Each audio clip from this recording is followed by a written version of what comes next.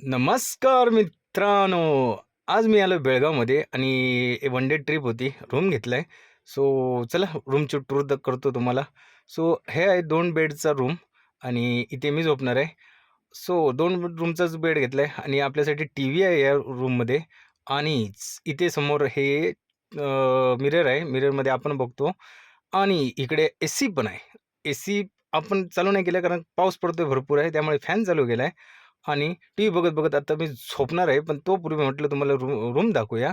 So या ठिकाणी हा ड्रेसिंग आरसा, त्याच बाजूला हे कबर्ड आहे. इथे आपण माझे कपडे ठेवलेले आहेत. आपण कपडे ठेवू शकतो. आणि हे बघा कपडे आणि ह्याच्याच पुढे आता मोठा विषय म्हणजे समोर कळकळीचा. जेव्हा कळ येते तेव्हा माणूस इकडेच धावतो.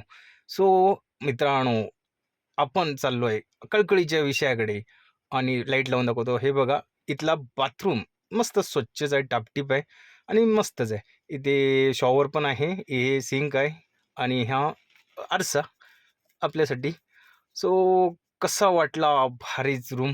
मला पण खूप आवडला आणि खूप मस्तच झोप पण आहे डोळ्यावरती कारण दिवसभर इकडेच उंडकतोय बेळगावमध्ये त्यामुळे लवकरच झोप येईल. सो लाईट बंद करूया आणि आपण झोपेच्या तयारीला लागूया. तर बघा तरी किती चेहरा काळपटलाय. अहहह!